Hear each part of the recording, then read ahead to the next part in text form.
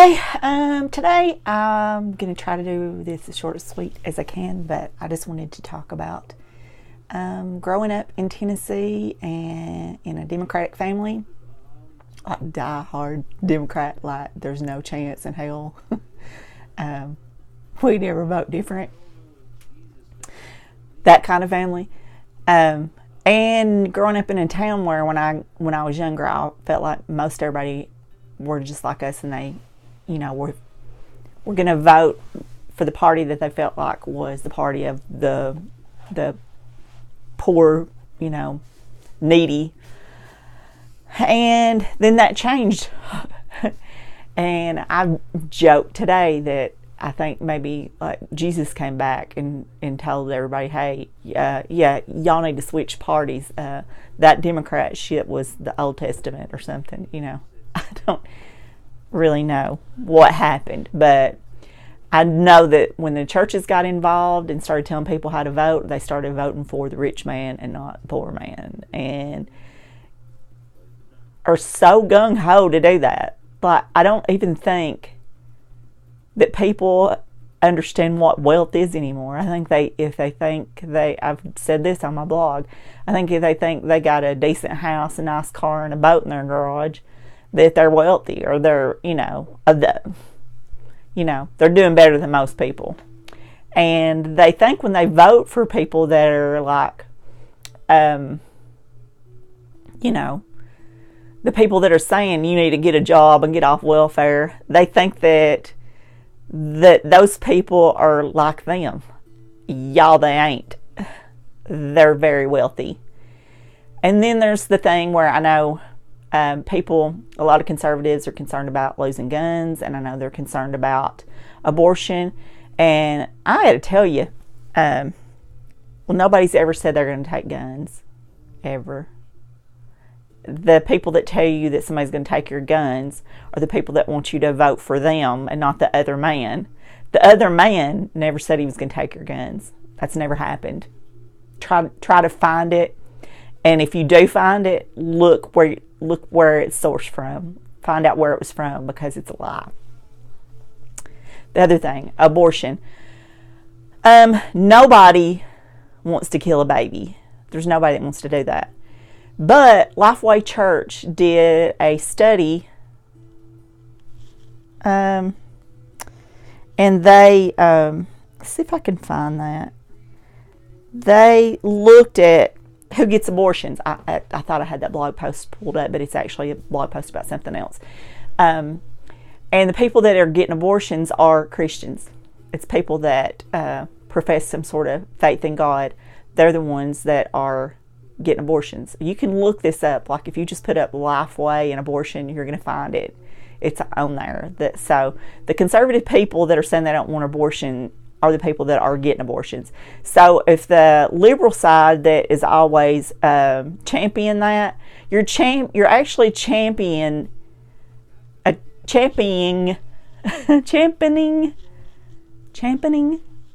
know what I'm saying? You're going to bat for people to be able to legally get an abortion who are voting to not have that right. Think about that. So I don't know what the answer is on that. I know that nobody wants that to happen. I know there are times when it's a necessity for somebody's health, and I know that girls as young as 9 years old that have started their period could potentially have a baby. Do we want 9-year-olds having babies because somebody's molested them? I don't know. I don't know the answer to that. I'm just going to tell you that is used. As soon as the church got involved, they started using like that kind of stuff against you to draw you to the other side. And I can tell you this, and I don't know if you'll be able to see this, but it's on my blog. I think, let's see when I posted it, January the 23rd, 2017. And it says, the title's, I'm over something, but it ain't it, as you say, because people, after the election, when liberals started complaining about Trump winning, I wish I could erase that. I just said his name. I could, but we'll just let it go this one time. everybody said, you need to get over it. You lost, you need to get over it. So this was a post kind of in response to that. But I did some research, and I pulled up the Supreme Court justices just to see how often the conservative side of the Supreme Court were the majority. And guess what, people? It's mostly all the time. So every time that there has been a decision made by the Supreme Court to uphold abortion, the abortion rights, it's been when the conservative was in majority. So I'm just gonna like click on this. I'm gonna click on it, and let's see if I can get it. It's actually, hang on a minute. I think I made it too big. But you can look at this on my blog, like I said. Okay, so that, if you can see, I can't see what I'm looking at. Those blue are the Liberal Party. That's the Democrats. And the pinkish color, that's the Conservative. So it just goes down, like if you could just draw a line down, these are the years across here. So if you just draw a line down through the year, you can see how often it's mostly all pink. See that? So they say they're going to do something about abortion, but they're not going to. And let me explain to you why they're not going to. That is a tool that they have used to keep you drawn in. Now, what happens if they do something about abortion? If they do something about abortion, they lose that tool. So say they go ahead and they say, okay, we're making it illegal. Nobody can get an abortion. Once they do that, that tool is gone. So now the discussion has to go another way. And that's the only tool they got in their bucket for people that live around here where I live. That's the main reason, if you ask them why they would vote for somebody like the president that we have right now, is because they think he's going to do something about abortion. He's not going to. That talk, if you notice, has gone away. Like it always does. When the Bushes said it, it went away. It always goes away. So, I mean, if you want to look for yourself, this is all out there. You can look for yourself. One other thing I wanted to talk about was ALEC. And I don't know if any of you know what ALEC is, but you can look that up. Let me just pull up a little. That is actually on my blog, in this same blog post that I'm talking about, where there's actually a video where a news station went, I think it was from Georgia maybe, went to where there was an ALEC meeting, and they tried to get in and tried to like get the scoop on them. And it's very eye-opening, and it's on YouTube, and it's the investigators, ALEC, A-L-E-C, the backroom where laws are born. And what happens is these corporations, they have formed this group that they actually make what laws benefit corporations, people with big money. Then our government goes back in and they put those into place. And ALEC gives them money for this in all kinds of different forms, and trips and all kinds of stuff, to actually make laws that benefit corporations and not little people. So if you're wondering why nothing ever gets, okay,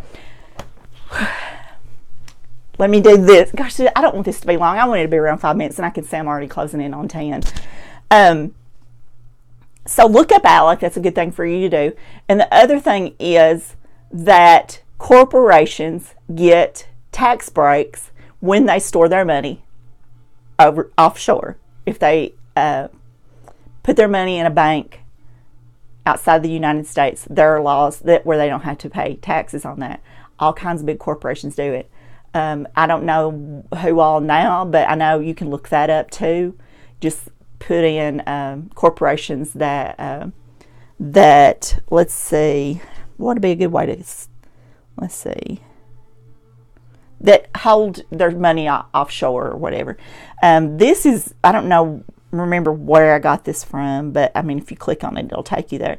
It says U.S. corporations dodge $90 billion a year in income taxes by shifting profits to subsidiaries, often no more than post office boxes in tax havens. U.S. corporations officially hold $2.1 trillion in profits offshore, Much of it is in tax havens that have not yet been taxed here. And so these big corporations that are making the laws, and our government are going back and enacting, are not paying their taxes, but they're asking you to pay your taxes. And you pay your taxes gladly. And you think that your money goes to poor people. You should look up the numbers on how much of the money that we are taxed goes to poor people. It ain't much, people. Our money goes to a lot of wealthy people. And it continues to do that. And if you look up the list of politicians that are part of ALEC, and they're starting to drop out some now, and corporations are starting to drop out some now because they know people are on to them. But if you look up the people who are part of ALEC, 99% of them are Republicans. So I know Democrats have their problems, and I know they take big money too. If they didn't take big money, there would be no competition at all whatsoever to the Republican Party, which they're really not that much of a competition for them right now because we're losing ground all the time. But if you want to know where your vote goes and you want to know where the money goes, just look all that stuff up. It's out there and you will find out. And if you think that's what Jesus wants, I've read the Bible. I don't think it is. And, I blog about that all the time. So if you want to go look at that stuff, you can. About where I talk about in the Bible where it says that we're supposed to help the least of these and all that kind of stuff. That's what it says over and over and over in the Bible. Don't say anything about helping corporations. So you can do what you want to. I know we need a third party. That's probably where we need to go to. We need to get money out of politics. We need to get church out of politics so that they can't use your morals against you. And that's what they're doing. We need to get all that out. We need to start a third party. We need to put somebody in there that is honest. But for right now, the best you're going to do probably is vote Democrat. But you can do what you want. You know how I always say in everything I do, don't listen to me. Look it up for yourself and do your own thing. And, everybody has a right to their opinion, and you should have a right to yours. Don't let anybody tell you what to do. Do your thing. And that is all. And I'm not going to talk about this anymore probably on a video, but hey, it's out there now. So, bye-bye.